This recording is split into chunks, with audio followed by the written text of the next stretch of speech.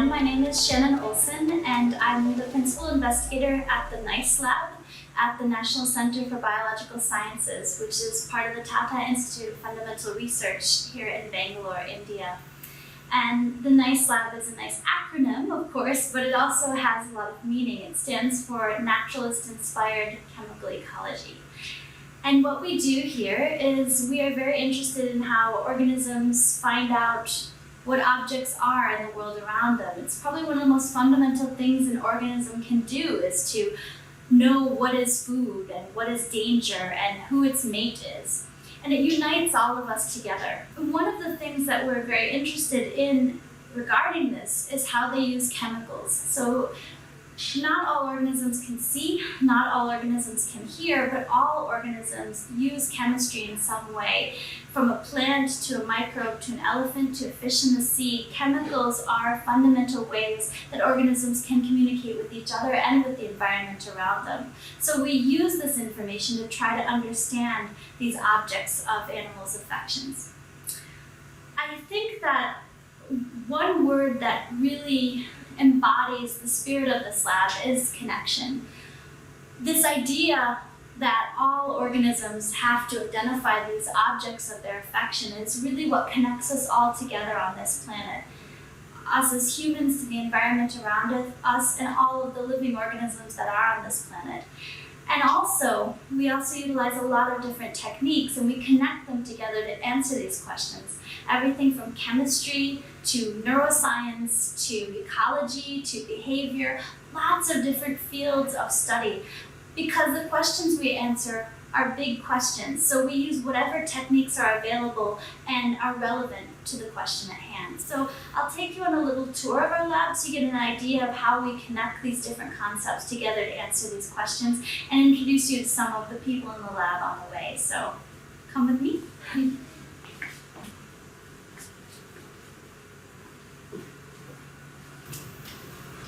So the first lab I'll take you to is our chemical ecology facility.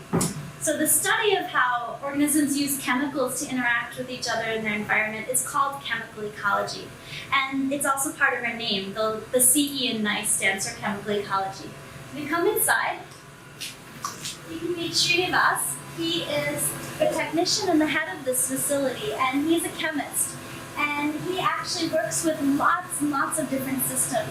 And we use chemical analysis technology like this gas chromatograph, and it's coupled to a mass spectrometer.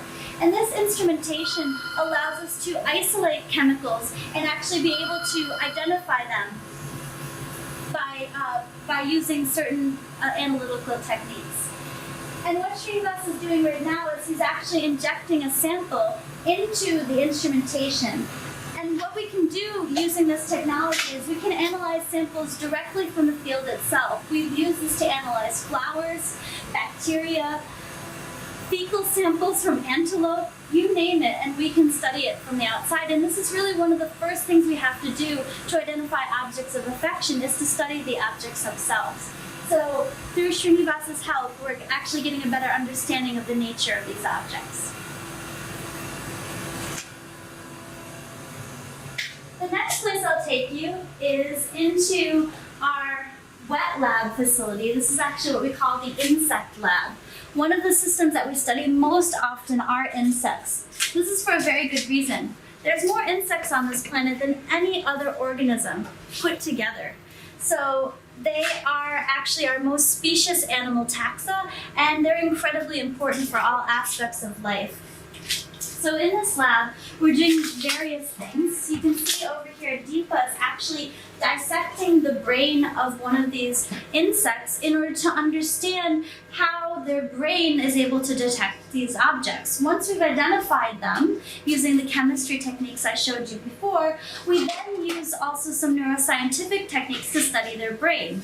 When we say identifying an object, when you think of a flower or a fruit, or you think of your best friend, what you're using is your brain to detect that information. And so by using neuroscientific techniques, we can actually study how organisms who have brains, like insects and other animals, detect these objects.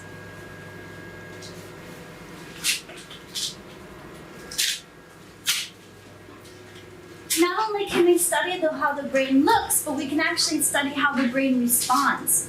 So that's called neurophysiology. So what Srishti is doing is she's using something called electrophysiology. So basically, everything in the brain transmits electrical information. And you can measure that by recording from these neurons. And so you can actually connect to the neurons and record their electrical activity and get an idea of how they respond to these objects. So once we've identified the objects, as I said, the chemicals and the colors and all of the information coming from those objects to the animal, and we know a little bit about the brain, then we can record how those objects are being detected by neurons in the brain. So this is actually a single group of neurons in the antenna of the insect. The antenna is how insects actually smell the world. And what Srishti has done is presented them with a specific chemical odor, and she has seen how they respond to that odor. If you can see this massive group of spikes here, spikes are the neurons firing. And that tells us that that neuron was sending electrical information at a very high rate into the brain, so that the animal can make a decision on whether it wants to go to it, like if it's food, or run away from it if it's danger, or of course go to mate with it if it's mating information. So this is how we unravel how these organisms identify their objects. Another thing that we do is actually we look at the behavior. So this very crazy looking lab right here is actually where we do a lot of our behavioral analyses. If you come in here, you'll actually see a setup whereby we actually are presenting, you see two objects in here. You see we've got a gray disc and a yellow flower. So by giving animals choices in a controlled laboratory setting like this, and then also, of course, repeating it outside in nature, we can really finally take all the information that we've gotten from the chemistry and the brain and really translate it into what actually makes this object interesting. In this particular essay, we're trying to figure out what makes a flower interesting to a pollinator. Is it just the color? Is it the smell? Is it a combination of both? And what color and what smell and what shape? So these kind of essays are very important for us and can allow us to ask very interesting questions about pollination biology or agriculture or even medicine, which is some of the applications that we're using in our lab.